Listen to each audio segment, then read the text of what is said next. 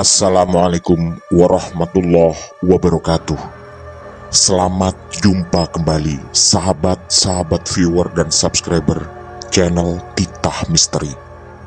Kali ini kami akan membawakan sebuah kisah misteri dengan judul Lingsir Wengi di Lereng Gunung Kemukus. Selamat mengikuti.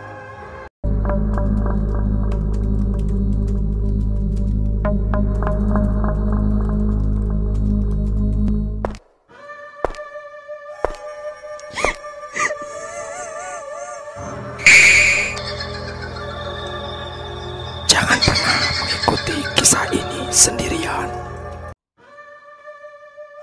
Terkadang cinta tetap bisa tumbuh dan menguat walau beriring berbagai peristiwa yang penuh dengan misteri. Sragen 1972. Ini adalah malam ketiga Sumitro mendengar tembang ini. Didendangkan dengan suara merdu oleh Sulastri, yaitu Lingsir Wengi. Sulastri adalah gadis kecil kelas 3 SMP yang kini tinggal hanya berdua dengan neneknya. Sejak kecil, dia sudah ditinggal meninggal oleh kedua orang tuanya. Sang kakek juga telah meninggal beberapa tahun sebelumnya. Walau rumah Sulastri di sebelah rumahnya, Sumitro jarang sekali bertemu. Memang hanya ketika sekolah atau menyapu halaman, gadis kecil itu kelihatan. Itu pun terkadang Mbah Sumi neneknya yang menyapu halaman.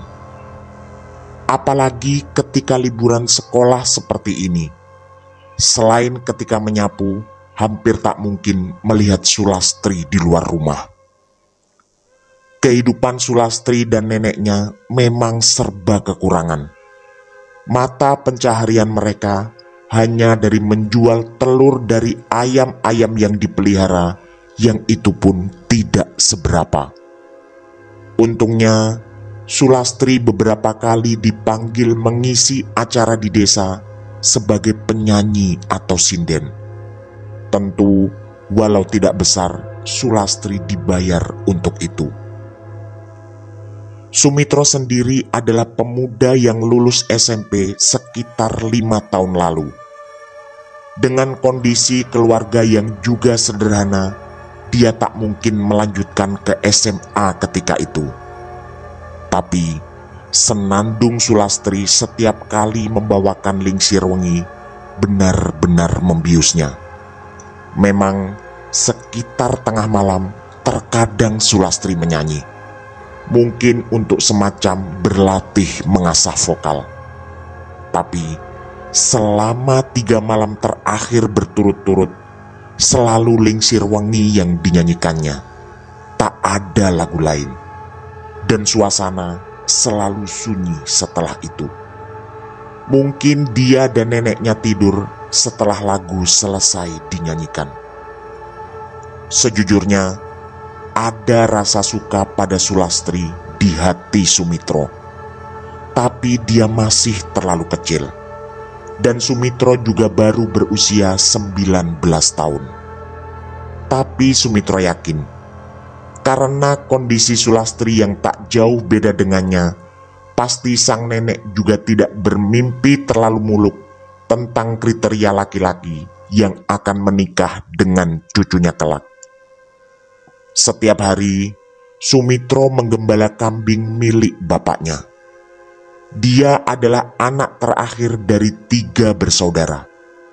Kedua kakaknya sudah menikah dan tinggal di kampung istrinya masing-masing, yang juga masih di wilayah Kabupaten Sragen, tapi berbeda kecamatan. Jadi, kini hanya Sumitro yang tinggal bersama kedua orang tuanya.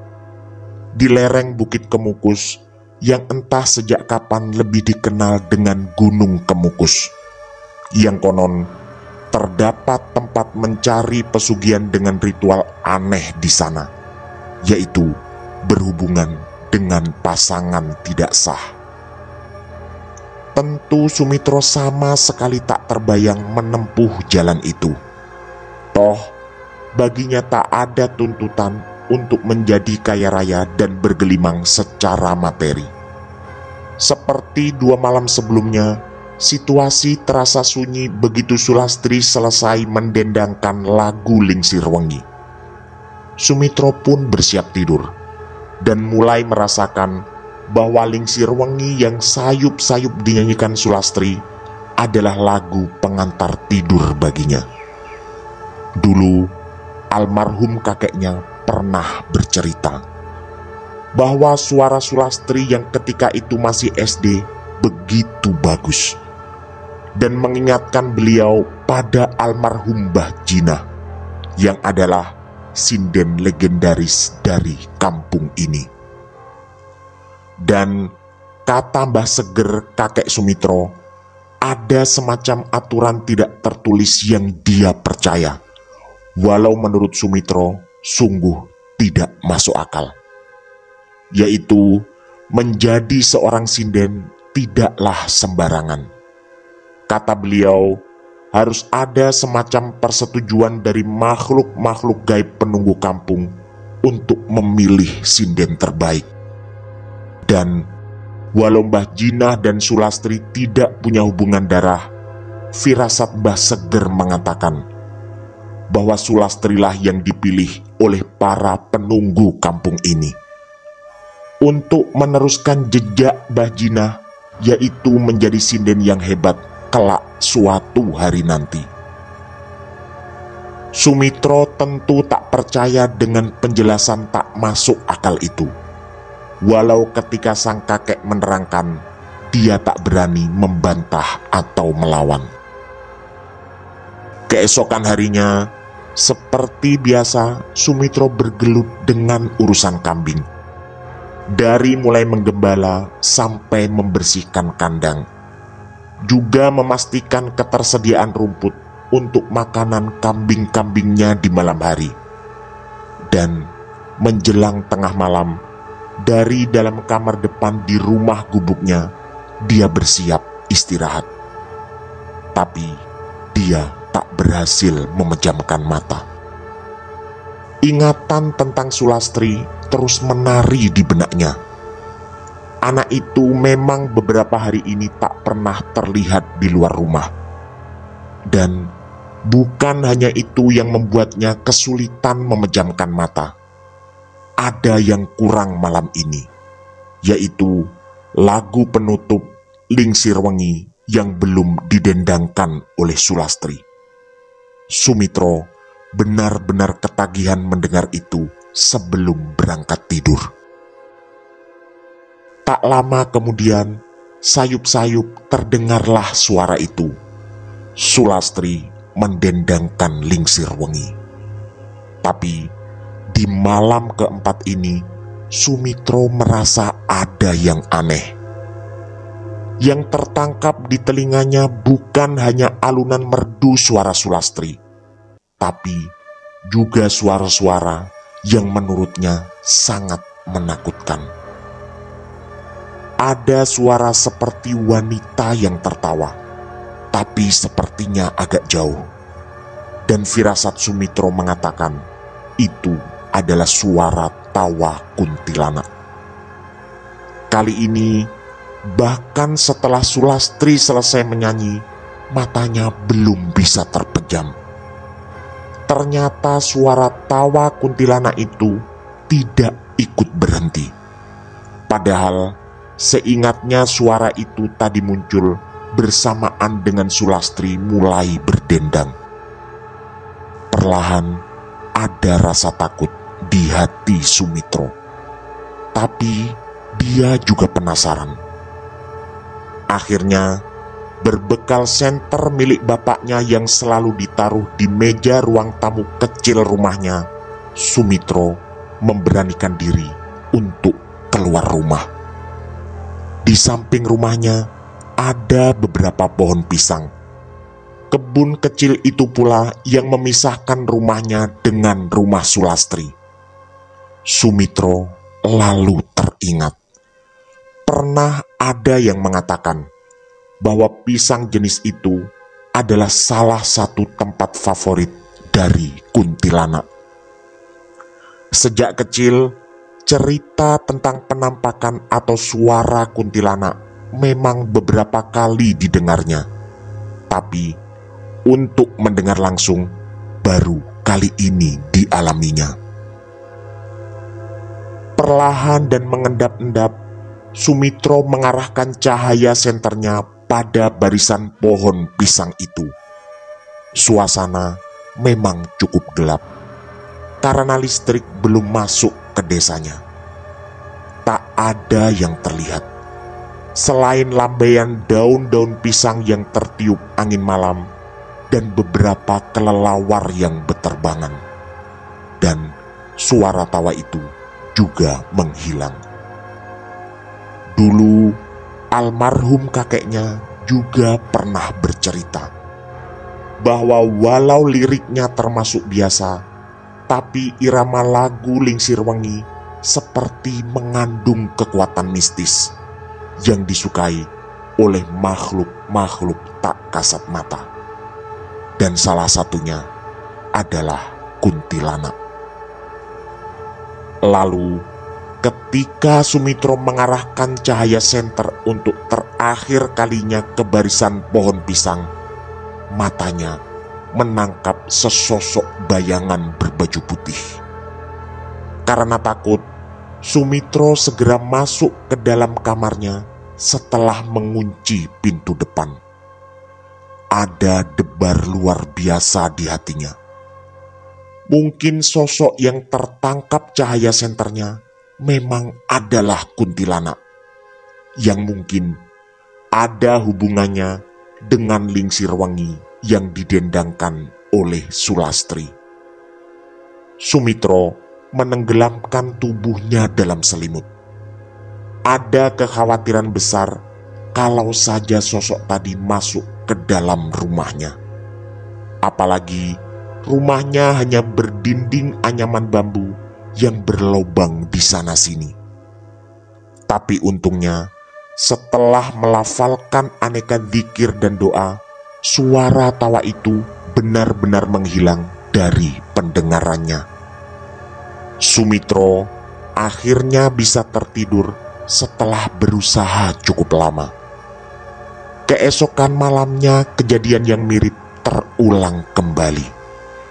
Ini adalah malam kelima Sulastri menyanyikan Lingsir Wengi di tengah malam. Bersamaan dengan tarikan nada pertama, terdengarlah suara cekikikan dari arah kebun pisang kecil di samping rumah Sumitro. Dan sama seperti tadi malam, suara itu tidak langsung hilang begitu Sulastri selesai berdendang. Kali ini, Sumitro tak punya lagi nyali untuk memeriksa keluar. Kejadian menakutkan tadi malam masih terekam jelas dalam ingatannya. Di sini, Sumitro mulai percaya apa yang dulu dikatakan almarhum kakeknya, bahwa lagu Lingsir Wengi mungkin memang disukai oleh kuntilanak. Sumitro pun menenggelamkan lagi seluruh tubuhnya ke dalam selimut. Tapi kali ini ada yang berbeda. Entah bagaimana cara untuk menjelaskan, tapi yang pasti dia merasa di kamar tidak sedang sendirian. Bulu kuduk yang tiba-tiba merinding pasti adalah pertanda ada makhluk halus yang sedang berada tak jauh darinya. Dari dalam selimut, Sumitro bisa merasakan keringat dinginnya bercucuran. Lalu, setelah hening cukup lama, terdengar lagi suara tawa itu. Ya, suara tawa khas kuntilanak. Volumenya memang agak kecil, tapi cukup jelas terdengar. Dan firasat Sumitro mengatakan arah suara itu bersumber dari sudut dalam kamarnya. Sumitro semakin ketakutan. Lalu suara itu menjauh. Tapi lalu dia teringat lagi. Entah siapa yang pertama kali punya pendapat ini, bahwa suara kuntilanak yang menjauh justru menandakan bahwa jaraknya sebenarnya semakin dekat. Dan sepertinya pendapat itu memang benar. Ada angin berhembus yang terasa semakin lama juga semakin dekat. Sumitro mulai khawatir makhluk itu perlahan sedang menghampirinya. Dan yang terjadi kemudian sungguh di luar dugaan. Selimutnya tiba-tiba tersingkap, wajah serta kepala Sumitro tidak tertutup lagi. Lalu muncullah sesosok wanita berbaju putih yang melayang tepat di atasnya. Sumitro tak sanggup berteriak, entah apa sebabnya. Matanya terpaksa memperhatikan sosok itu yang makin lama makin jelas. Kini dia tak berani lagi memejamkan mata.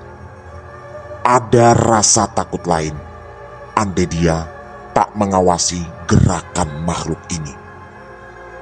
Dan anehnya, sekuat apapun dia berusaha, mulutnya tetap tak sanggup berteriak.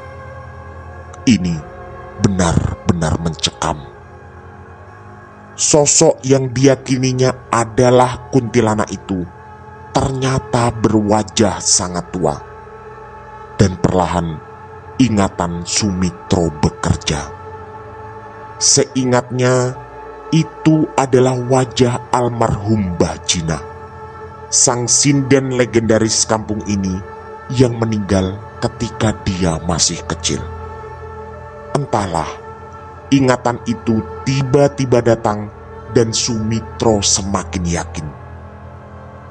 Wajah itu lalu perlahan menyunggingkan sebuah senyuman yang entah apa maksudnya. Tak lama kemudian, sosok itu membuka lebar-lebar mulutnya. Ternyata di sana yang terlihat bukan hanya lidah, tapi ada juga puluhan atau bahkan mungkin ratusan belatung yang menggeliat. Sumitro makin ketakutan, dalam kondisi yang bahkan untuk berteriak pun dia tidak sanggup. Untungnya lidahnya tiba-tiba tak lagi terasa kaku. Hanya beberapa senti sebelum belatung-belatung dan wajah kuntilanak itu menyentuh wajahnya, Sumitro berhasil melafalkan doa-doa. Dan dalam sekejap, kuntilanak itu lenyap dari pandangannya. Nafas Sumitro sangat tersengal. Ada rasa lega yang luar biasa. Kejadian barusan sama sekali bukanlah mimpi.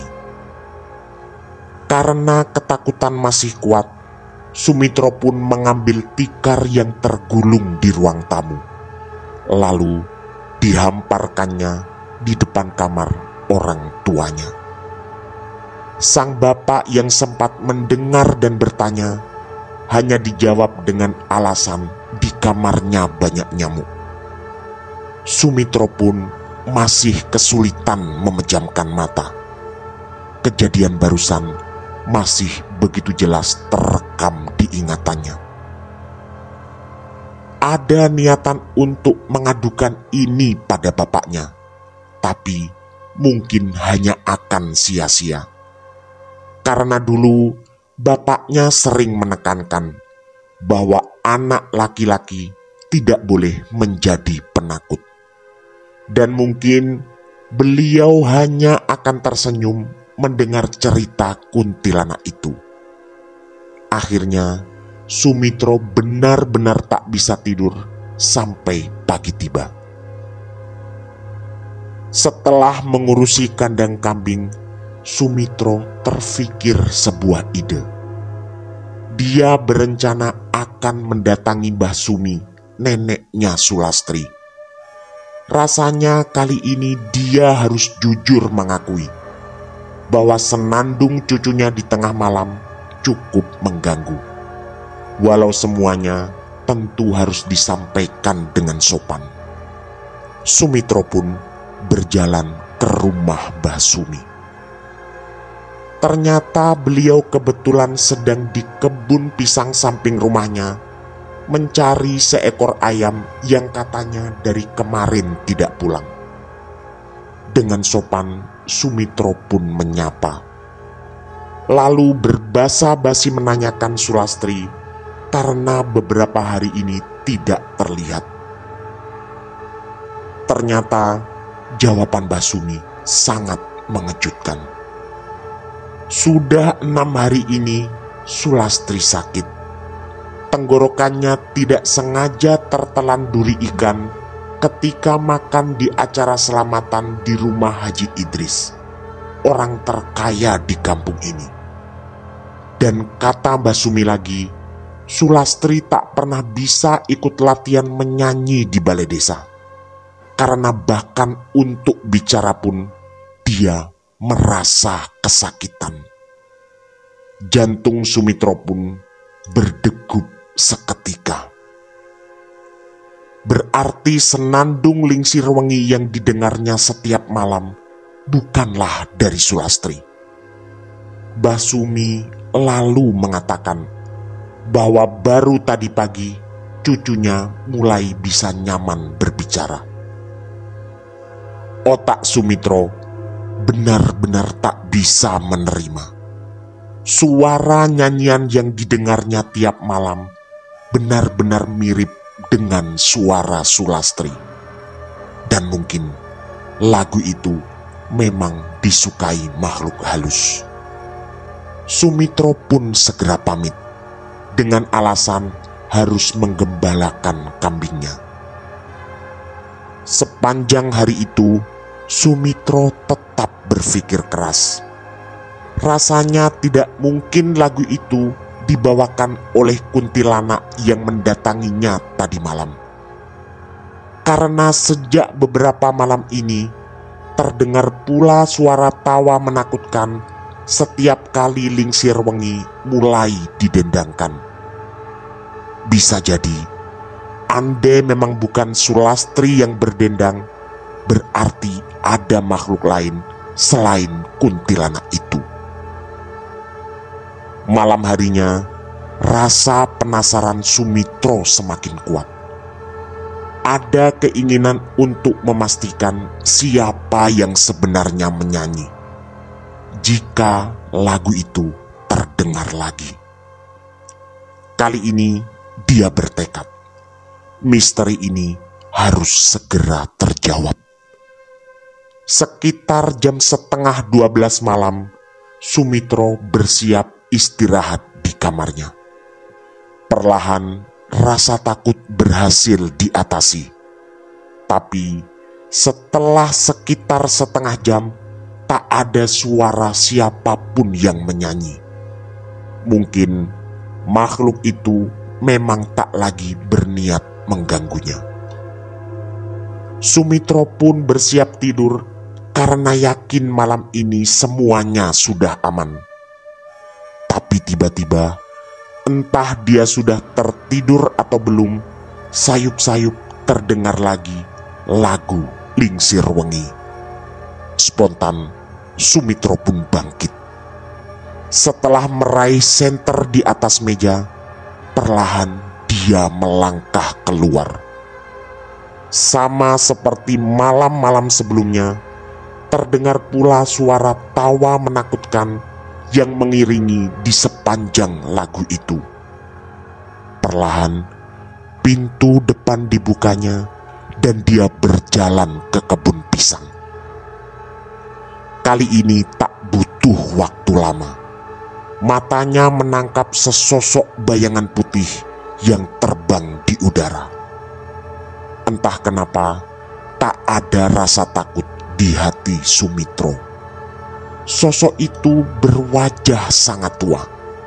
Dan seperti kemarin pula, wajahnya adalah wajah almarhum Mbah Jinah, sang sinden legendaris.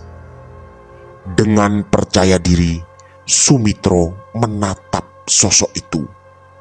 Keberaniannya benar-benar tinggi kali ini. Sosok itu pun melayang dan menuju ke arahnya. Setelah sangat dekat, sosok itu membuka lebar-lebar mulutnya, dan terlihat lagi belatung-belatung yang menggeliat di sana.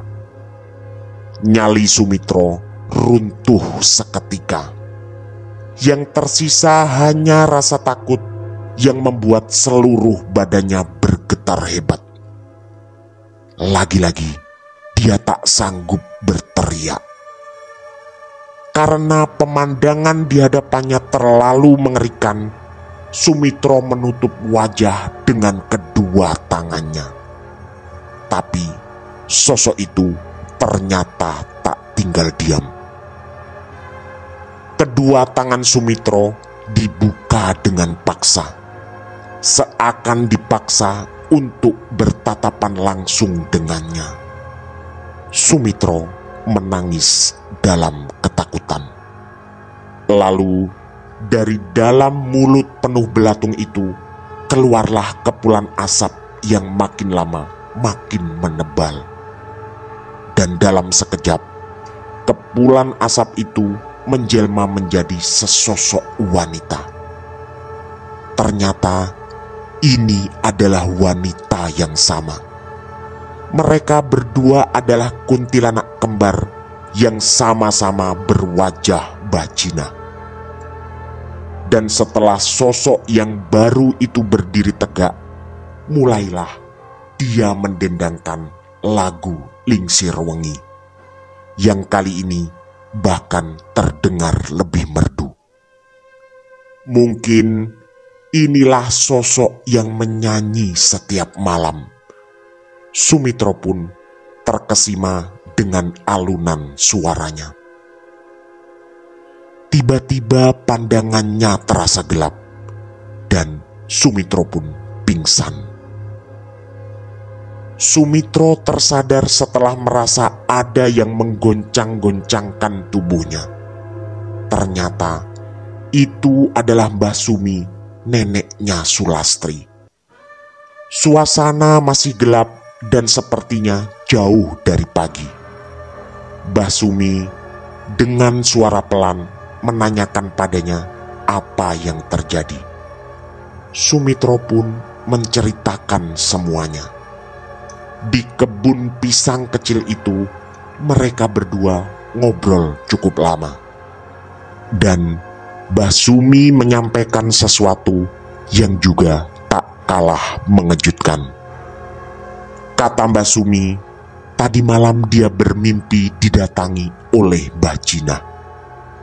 Dalam mimpi itu, Mbah Jinah mengatakan bahwa Sulastri memang layak menjadi penerusnya. Dan yang kedua, dia harus dijodohkan dengan siapapun yang ditemui di kebun pisang di samping rumahnya. Sumitro tentu terkejut.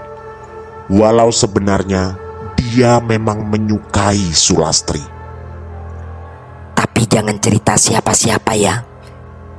Begitu pinta Mbah Sumi dengan suara agak berbisik. Sumitro lalu pamit dan masuk kembali ke dalam rumahnya. Kejadian barusan sungguh di luar nalarnya. Untungnya malam itu Sumitro bisa melanjutkan tidur, walau sempat terbayang-bayang semua yang disampaikan oleh Mbah Sumi. Keesokan paginya, Sumitro mendatangi rumah Mbah Sumi. Rencananya dia akan mengucapkan terima kasih lagi atas kejadian tadi malam. Karena jika tidak ada Mbah Sumi, mungkin dia akan tertidur di kebun pisang sampai pagi. Diketuknya pintu rumah itu, tapi tak ada jawaban. Berkali-kali dia memanggil, juga tak ada yang menyahut. Sampai kemudian lewatlah Bu Warni, tetangga yang beberapa rumah terpisah dari rumah Mbah Sumi. Bu Warni lalu menyampaikan bahwa Mbah Sumi memang tidak ada di rumah.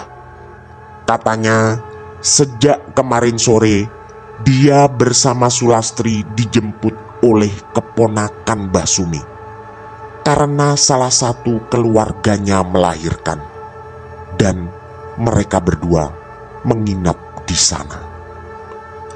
Jantung Sumitro lagi-lagi berdegup kencang. Teringat kembali kejadian tadi malam ketika dia ditemui kuntilanak kembar sampai pingsan dan lalu dibangunkan oleh Mbah Sumi yang ternyata sejak kemarin sore tidak ada di rumah.